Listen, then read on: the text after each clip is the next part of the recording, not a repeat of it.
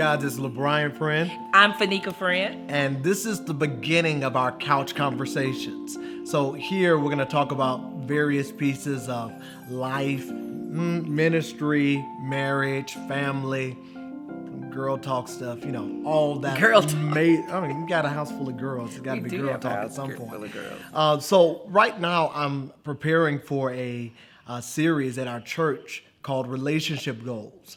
And so our first part of Couch Conversations actually deals with relationship preparation. A lot of people think that they're ready to enter into marriage, they're ready to enter into a serious relationship without properly taking time to evaluate who they are. So one part of what we're dealing with, or what I'm talking about, comes out of Genesis 2. And I think that the important part of that is that before God gave Adam Eve, he had Adam working, he had him busy, he had him doing something, he was being productive. And so what I want to ask my wife, what we're going to talk about is, how do you know when you're prepared, or how do you know when you're actually ready for a relationship? Like, for instance, when she met me, y'all, I would let her describe. Well, I'm sure she will. So how do you know when you're ready Well, for a let's relationship? just talk about when I met you. Oh, Let's oh, talk about that real God. quick. Jesus. When I met the man of God, we were at a church service. I was singing. You were staring at me. No. To be clear. No. Listen, don't make me pull receipts on you, okay? How you were staring at me, okay? Okay.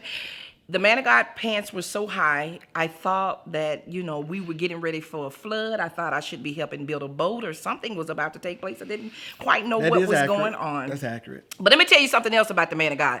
He has always had the same character that he has, and the traits that he has is just to his core. That stuff was just packaging, right? That stuff you could, you can fix. And I still look good. Absolutely. Absolutely. But you was kind of small though. You was kind of tiny muscles at the time. You wasn't big muscles like you are. You was kind of tiny muscles at the time. story. But we was talking about, how do you know when you're prepared? Are you ever prepared? I don't know. I mean, And but I often tell people, the Bible says the man that finds a wife finds a good thing. So I always tell people, you need to be a wife before your husband finds you. And how do you be a wife before your husband finds you? Can you clean up? Can you cook?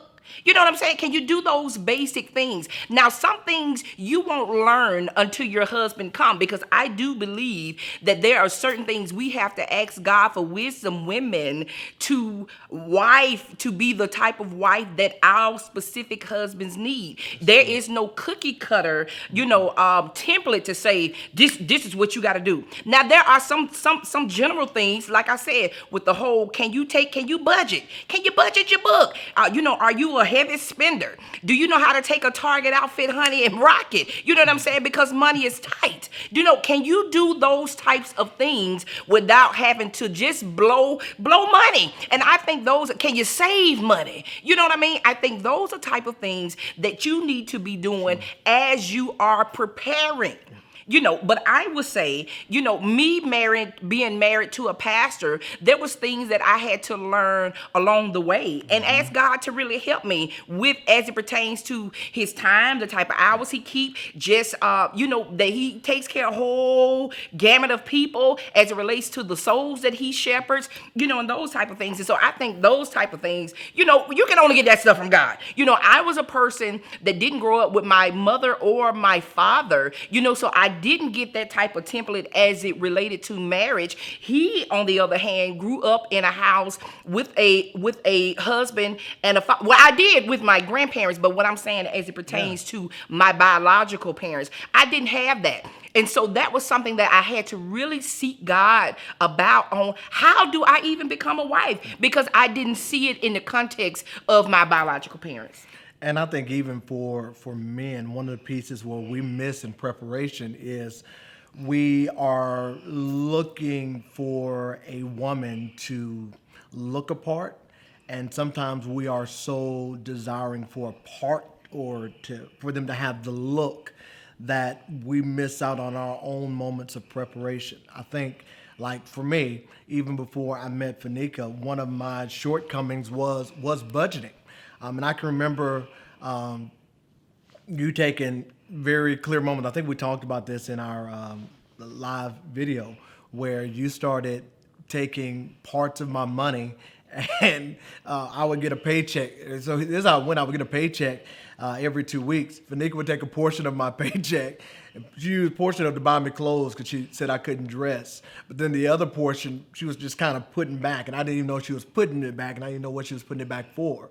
I know it's just kind of to keep me from spending everything that I had, or spending everything that I need, or spending everything that came to my hand. So in that regard, there were areas that I could have been better prepared in as a man to prepare to walk into marriage. Now, granted, we were friends for 5 years before we ever even delved relationally. We went from friendship to engagement. But in that time, I didn't realize God sent her into my life to start preparing me for a future. So even as men, there are aspects of our lives that we've got to give the Holy Spirit permission to adjust and to check. Just because you lead doesn't mean you always have everything right. And you have to be okay with somebody coming in to compliment your life and compliment your future and give you constructive criticism to make you a better person than where you are right now. The beautiful part about it, like when I take it back with Bible and I go back to Genesis 2, God gave Adam free reign as he prepared him for Eve, but he didn't send him somebody too soon. He didn't give him Eve at the beginning.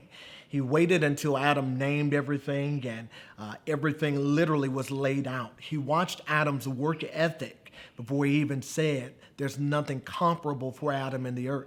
And I think part of, especially for men, part of our preparation is how well we evaluate how well we work before we have what it is we desire. Everybody wants a wife, everybody wants to be married in that regards, but what is your work ethic?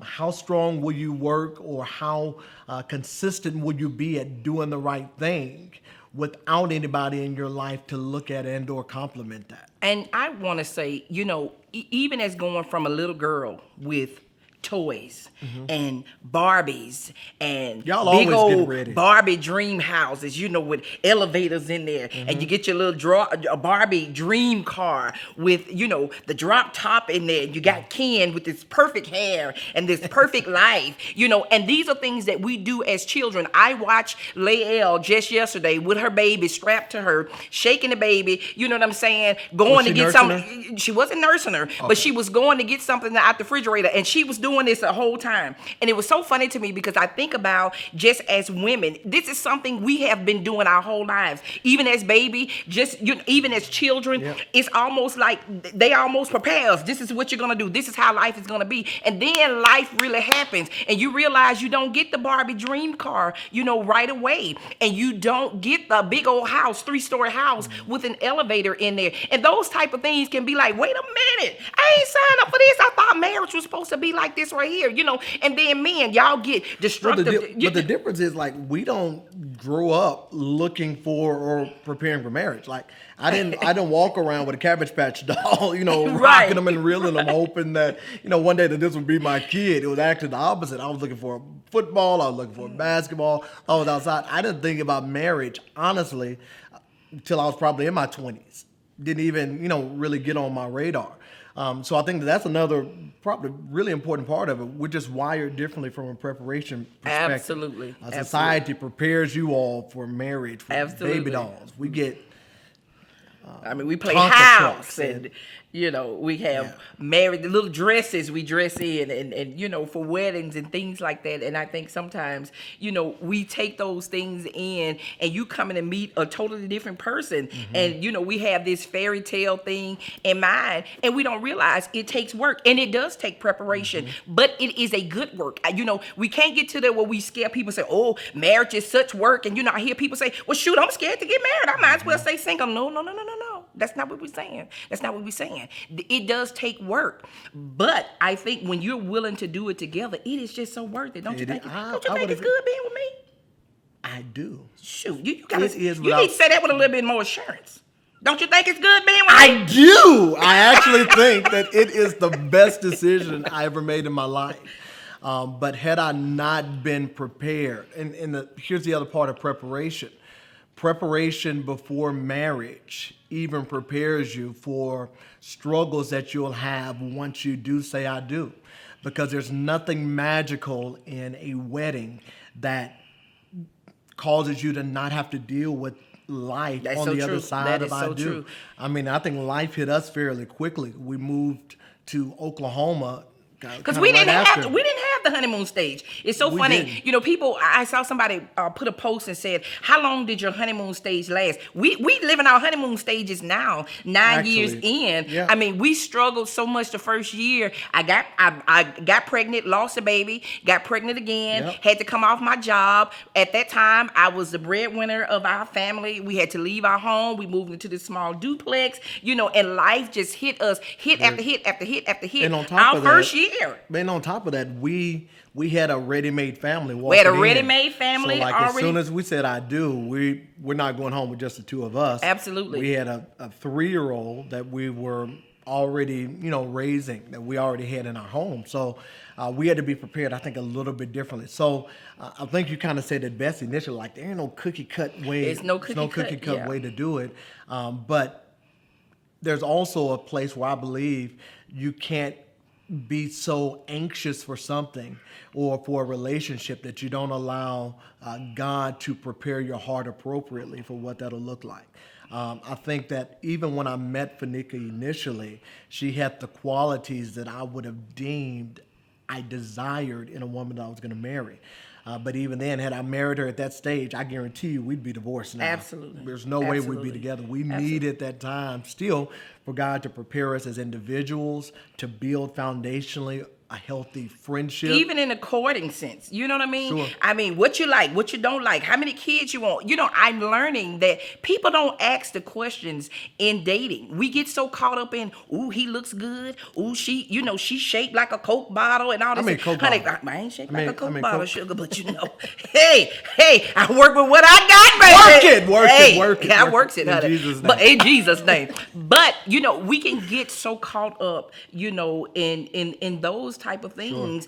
And not do what is necessary. Absolutely. The You know, steps asking the that- right questions, Yeah, like- asking the right questions because it's crazy to say I'm gonna tie my life with somebody. Like we counseled a couple, got married. The husband never wanted children. Like y'all never talked about that.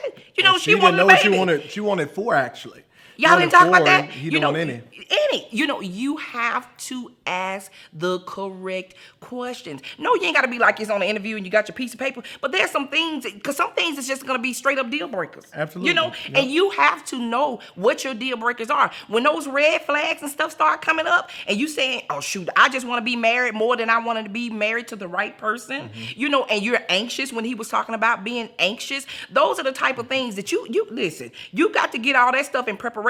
Know what you want. You know what I mean? Know what you want. But now I will say, I talked about this in our live when we talking about types and stuff like that. We laughed about our brother talking about people curving the short brothers, and different things like that. In preparation, sometimes God may not send it in the package that you think it should come in, because what you should be asking God, send me what I need, not just a flesh move. I said it before. Anything can happen. Our bodies can change.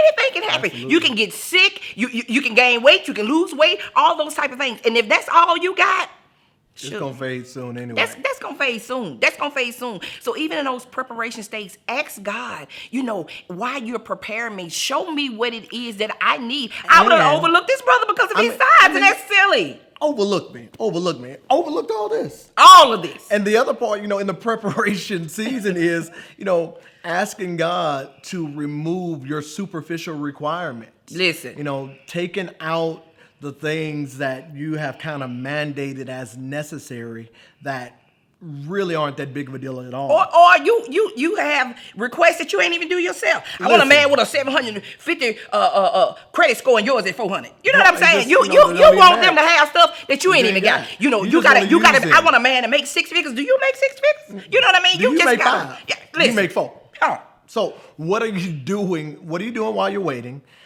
How well are you allowing God to deal with your heart to prepare you for your future?